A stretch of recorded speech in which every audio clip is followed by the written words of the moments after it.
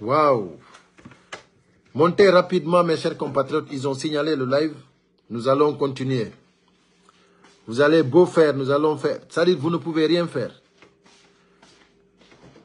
Rapidement, mettez les cœurs. Montez s'il vous plaît. Mettez les cœurs. Nous allons continuer le live. Et vous allez vous fatiguer. Vous allez vous fatiguer. Parce que le peuple de Guinée a tout compris. Le peuple de Guinée a tout compris. Sincèrement, la Guinée est en danger. La Guinée est en danger. Voilà. Donc, mettez les cœurs. Vous avez vu, ils ont signalé le live. On était déjà, voilà, près de 300 personnes là qui étaient là. Ils ont signalé, bon, c'est coupé. Voilà. Donc, voilà, maintenant, il faut qu'on recommence parce que là, il faut vraiment mettre beaucoup de cœur. Voilà. Mettez les cœurs, mes chers compatriotes, parce que ces voyous ne veulent pas qu'on parle, mais on va parler. Et ce qu'ils ne savent pas, c'est que, voilà, même s'ils réussissent à signaler, mais de toute façon, nous allons reprendre encore. Voilà. Et il y a d'autres lives encore, d'autres patriotes aussi qui sont en train de faire des lives. Sidi Souleymane Ndiaye, il est foutu. Je dis que ça, c'est le karma. Parce que lui, il ne savait pas que cet audio allait arriver à tous les Guinéens. Ça, il a servi tous les Guinéens. Tous les Guinéens savent maintenant que vous avez eu un décret pour tout faire pour ne pas que Cellou Dalein Diallo soit candidat dans des élections en République de Guinée. Voilà. Maintenant, là où nous vous remercions, c'est que c'est là où l'audio est arrivé dans les mains de tout le monde. Avec cet audio, déjà, dans n'importe quelle juridiction du monde, vous êtes condamnable. Sidi Souleymane Ndiaye. Sidi Souleymane Ndiaye. Vous et Mamadi Doumbouya, vous êtes foutus. Vous êtes foutus. Donc, merci pour les cœurs, mes chers compatriotes. Nous allons continuer. Nous allons continuer. Voilà. Avant de parler en poulard, nous allons continuer. Voilà. J'ai eu audience avec le général. Alors, faites passer le message à Boubacar Souma aussi. Alpha Dio, ça va? Tu vas bien? Etc. Ça fait longtemps là, Alpha Dio. Par ailleurs, il faudrait informer le président général Mamadi Doumbouya d'être vigilant sur une éventuelle candidature de Cellou Dalein Diallo. Il est certes affaibli par tous les départs des cadres. Mais dans une élection face à lui, c'est une autre histoire. Dans une élection face à Cellou Dalein, c'est une autre histoire. Ça, il n'y a pas, c'est-à-dire, il n'y a pas match. Cellou Dalein, élection, il n'y a pas de candidat devant lui. Ça, c'est KO direct. C'est premier tour, il n'y a pas de deuxième tour. Donc ça, le monde le sait. Tout le monde le sait. Donc, voilà, mes chers compatriotes. Comment dirais-je? Vous avez écouté Sidi Souleymane Ndiaye. Sincèrement, moi, je le remercie. Hein. Moi, je le remercie. Parce que là, s'il n'avait pas parlé ça aussi, tu sais, c'est difficile d'expliquer aux Guinéens. C'est difficile d'expliquer. Mais là, quand tu expliques avec ces preuves-là, ça, c'est les preuves à l'appui. Voilà. Donc, voilà. Nous allons passer en poulard. Parce que, voilà, il fallait que j'explique un peu comment, en français, comment Sidi Souleymane Ndiaye a pu vraiment se faire avoir par cet audio qui a fuité. Donc là, vraiment, je pense que les Guinéens ont compris et ça a été bien partagé. Tout le monde a compris que, voilà, la magouille que Mamadi Doumbouya et Sidi Souleymane Ndiaye veulent faire, voilà, ils n'ont qu'à faire tout ce qu'ils veulent, mais ce qui est sûr, ils vont les dégager. Voilà. Et les Guinéens sont en train de prendre plus d'informations pour avoir plus de motivation, pour avoir plus de force pour vous dégager. Donc, voilà.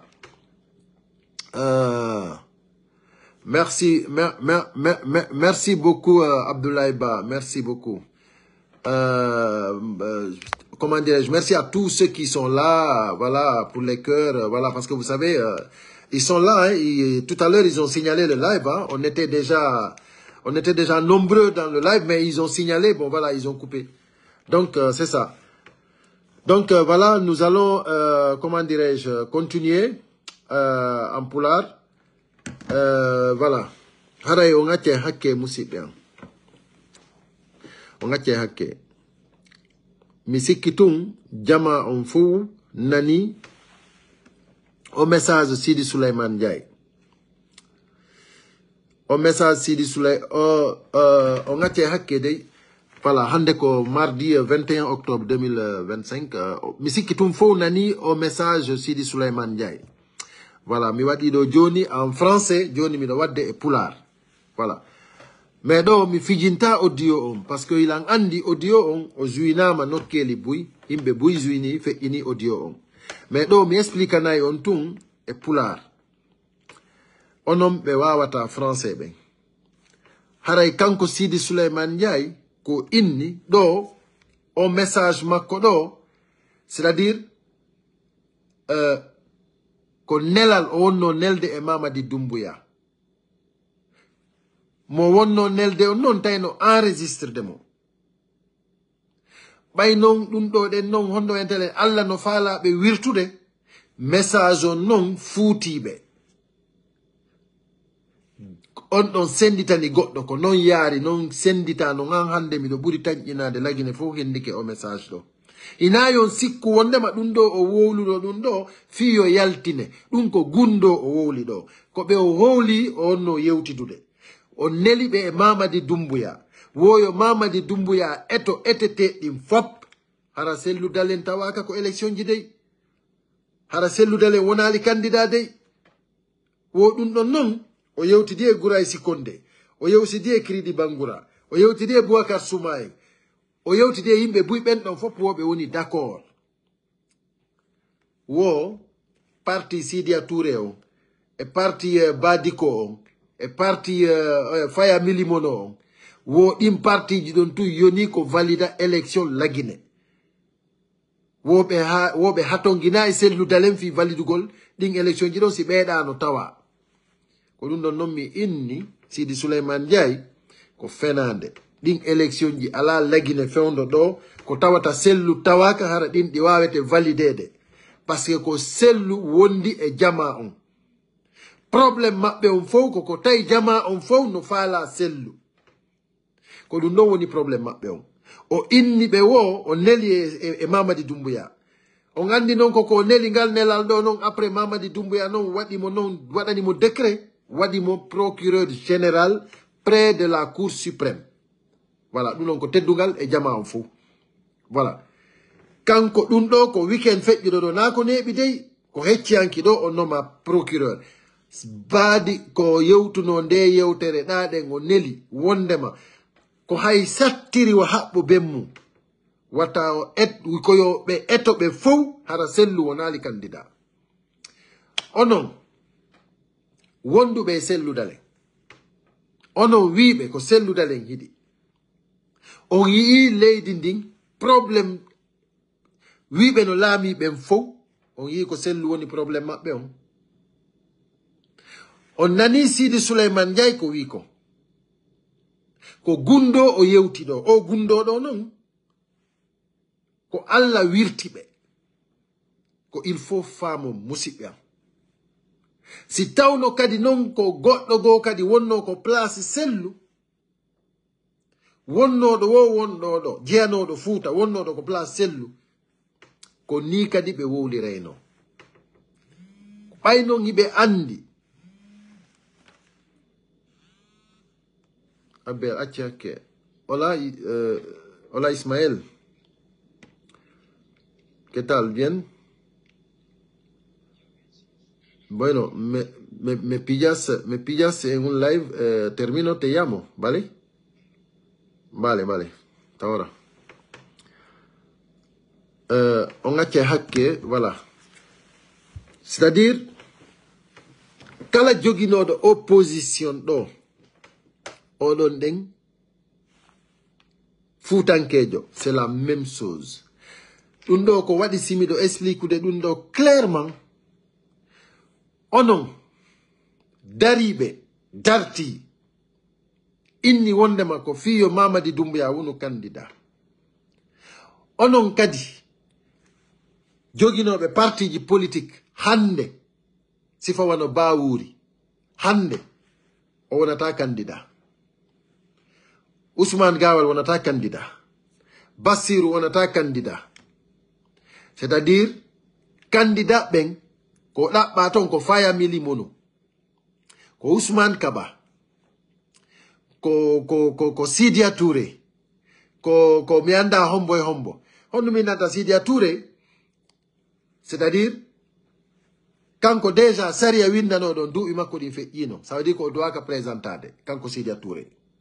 Mais kono ɓay tun kamɓe koko ɓe faala kon ɓe waɗata. On yiɗo ɗen oɗo ɗen ko procureur général on wone yewtude ko kanko yewti ɗum ɗo si Mamadi Doumbouya waɗanimo décret wondema koyoɓe eto etete ɗin fop wo par ce que ko ɓe faala waɗude wo ko selludalen en faala waɗude ko sifa ko Robert Gueye heɓuno Côte d'Ivoire kon kañum e Laurent Gbagbo c'est-à-dire ko ƴettugol c'est-à-dire ƴetti par exemple Laurent Gbagbo profiti immini population on e hoore oya ɓe warimo donc o laami donc ça veut dire ko inni wondema Mamadi Doumbouya koyo andu sellu dalen en ko ɗum eɓɓi koyo ɓe waɗu sifa ko Robert Gueye heɓuno kon on andi oya tuma Sidi Souleymane Ndiaye oya honno Charles Wright enregistre nomo ɗum ko fewndo wonduno e Alpha Condé ɗon andi on audio ɗon kadi himo ɗo nanen ko live on komi waɗi ɗo ɗen en français adoɓe kuppude live on mi fijinnomo so yiltitoyke live mo mi ati wadde on par ce que koko ɓe kuppi on ɗo mi arti mi fuɗɗiti o ɗo on taway on audio ɗon la fijinimo toon seeɗa la jogimo ɗo non goy kadi mi partage mo kadi e nokkeli goo mi yettoto mi waɗamo kadi e mi senditamo parce que yimɓe ɓen no doimo kadi anditude ko Charles Wright enregistre nomo ɗon ko ɗon o jooɗi o inni kadi wondema dossier fonike menge on ko vide wo sina fi ko jogino expérience ko mo alano wawnoɗo jogitade fonike menge ton mais ko sabu expérience mo jogi on e manipulation ko ɗum addi yo taw hara fonike menge no wawa jogitede ton awa musidɓe an onon ɓe joginoɓe ɗi parti politique ji hande onon ɓe ministre ɓe wonduɓe hande e Mamadi Doumbouya onon ɓe wiɓe kadi yaha e wona candidat yeeso Mamadi Doumbouya miijite moƴƴa nan miijite moƴƴa si ukko ɗon min je vous conseille de bien réfléchir fewndo ɗo Mamadi Doumbouya ko kanko e Allah jomiraɗo ɗon woni haɓude o yii sifa ɗi fuitji ɗo sino waɗude c'est parce que hina ko yaltoyta Mamadi Doumbouya wawata fijirde kaamilure nden o yaltinoya ko laaɓi ɗum wawata wonde Mamadi Doumbouya wawata ɗaynude jama lagine on fof o jamfo jama lagine on fof o yaltinoya ɗum wawata wonde mi inni on ko gasata kon gasata acce mi inni on yon accu fewndo ɗo ni ingrédientji ɗin fopp waɗama fi huɓɓingol lagine par ce que ɓe wawata wiide yoɓe eto etete ɗin fopp hara selludalen wonali candidat ɓe daroɓe koolamo dossier vide erguine ɓe haɓɓito ɓe blokay mo jama on non ko kanko ɓuri hiɗude innon mi leydi ndin ɓuttay leydi ndin ɓuttata faalaɗo noon yo wiw koko haala ɗo tun luttata ɗum ko haaju mon ton mais non onon tigi hiɗon andi ko eɓɓuɗon ɗo kon ko hiite laaɓuge eɓɓuɗon ɗo ko nambara molanaɗo eɓɓuɗon ɗo si tawi yehi hay tawi hawri constitution keso mo waɗuɗon ɗo on onon tigi on yii o constitution ɗo tigi ko il faut Mamadi Doumbouya ɓorto teni o il faut wona civil jo Mamadi Doumbouya accitali laamu ngun il faut accita laamu ngun il faut halfina laamu ngun goɗɗo go il faut ɓorto o wona civil jo casier judiciaire makko ɓe moƴƴinanimo mo wo ko vierge ha hande o warali hay sonsoli wi lagine fureji ko wonɗi e inde Mamadi Doumbouya ɗin fop Mamadi Doumbouya heeɓi casier vierge ɗum ɗon fop ala probléme ok joni noon o ittay teni on o ƴettay laamu ngun o jonna goɗɗo goo o wawata présentade o ala maire jo hay bajjo e nder leydi ndin candidature indépendante ala saria o newna par ce que maire jo hay bajjo ala ko délégation spéciale woodi délégation spéciale hina élu ko Mamadi Doumbouya nomi ɓe donc wawata gasude musidɓe am kala e moɗon kadi won jogiiɗo candidature indépendante ko ridicule on hersina e hoore mon on tuunina e hoore mon on bonnani hoore moɗon mi inni on kala tawtuɗo Mamadi Doumbouya e o parjure ɗo min Iloba mi innima a ninsay a ninsiray ɗum wa mayɗo mo yaafaka mi inni on mo beemo yo wattan gila ko woni e wadde kon wata goɗɗo hiw ko woni e feƴƴude o e ngu jaggu wongu lagine ɗo en fof meɗen iɗen suti ɓeɗo ɗen ɓe contrôla hande kala observe ɗo ko woni e feƴƴude ko men kon no andi ɓe ardiɓe fonɗo ɓe contrôla ndi leydi ko honɗum goɗɗo yata ukko e ɗum ɗo ko honɗum goɗɗo ƴettata dossier ji mum laaɓuɗi ya ukka e o salte ɗo kala yawɗo tawti ɓeɗo o bonni hoore makko o bonni inde makko o tuunini kaydiji makko o woni salte kala tawtuɗo ɓeɗo o woni salte o woni bandi par ce que ko bandi tun jokkodirta e ɓeɗo par ce que goto yata élection ɗo ha miijo gañagol Mamadi Doumbouya personne ko ɓe inni wondema c'est à dire ko ɓe d'abord saria waɗɗo fewdo ɗo saria mo ɓe waɗi fewdo on ɓe jiibitimo kamɓe tigi mo ɓe windani hoore maɓɓe on saria mo ɓe winduno charte ji ɗin on andi ko charte ji ɗin ko ɗon ɓe tippi fi waɗugol constitution ɓe jiiɓi charte ji ɗin par ce que ɓe alano droit hay organise gol o référendum ɓe alano droit ɓe alano droit feƴƴugol le 31 décembre 2024 ɓe darti e on charte mo ɓe winduno ɗon ɓe jiiɓi fof ɓe waɗi ko ɓe faala hamɓe waɗi constitution keso constitution on hay heɓali lewru ɓe fuɗɗike mo jiiɓude enen musidɓe am onon ɗon sikkude saria leydi ndin respectaka charte ji waɗanoɗi ɗin respectaka constitution kese on respectaka transition on jiiɓama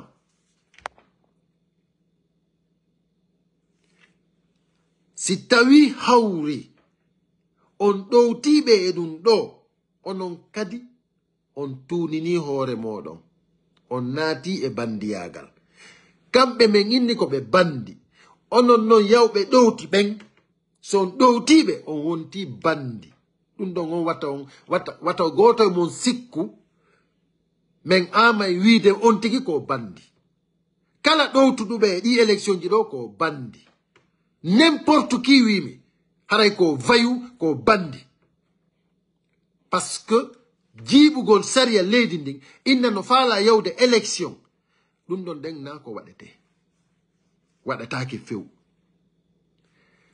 ley hande sénégal ko honɗum waɗi si c'est à dire si Macky Sall acciti laamu ngu ko honɗum waɗi si Macky Sall yahal troisiéme mandat ko par ce que population leydi ndi jama leydi ndi immike inni ɗo saria leydi ndi bonnatake ko saria on waɗi si tawi hawri no inne une nation si saria on jiiɓama hande kadi woni jungle hande kadi hina nation parce que kamɓe duwaɓe yiwde saria on respecta saria on si ɓe jiiɓi saria on enen heddi ɓen ko honno waɗeten enen heddi ɓen kon waɗeten donc si tawi noon kamɓe ɓe jiiɓi saria on enen en ɗowtiɓe ɗum ɗon aduna Allah on fop aybinayi fi meɗen hay goto respectata en hay bajjo respectata Guinée yimɓe ɓen hande kadi haray kala ko yawɗen ɓe innayi ɓeɗoɗen kamɓe hina himɓe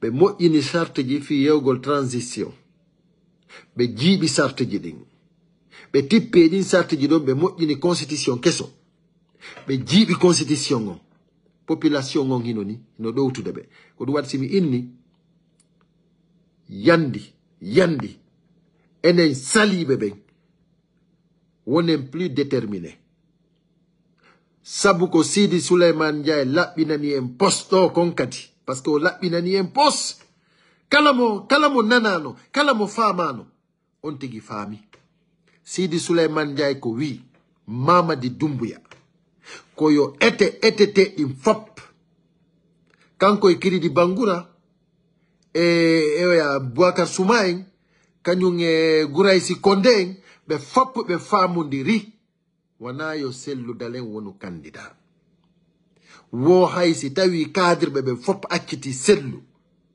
wo koyo ɓe andu selludalen face e makko élection wo c'est une autre histoire parce que ala wawɗo gagnade selludalen élection e nder laguine on o ala donc musidɓe an laaɓi pos si tawi noon joni hawri Fouta kañum décidi laamu kañum hinayo yaaru Fouta hina question de ethnocentrisme ko question de logique en heɓata candidat jo potentiel mo laamu ngun fof huli mo kamɓe ardiɓe leydi ndin fewdo ɗo brakuɓe leydi ndin ɓe fop maɓɓe hay goto maɓɓe susatamo enen hara ko enen darato innen ko kanko dowa daragol waɗana en piiji ɗin fof musidɓe an immoɗen imposen candidat jo men o imposen selludalen est ce qu'on faami immoɗen imposen selludalen Diallo awa haray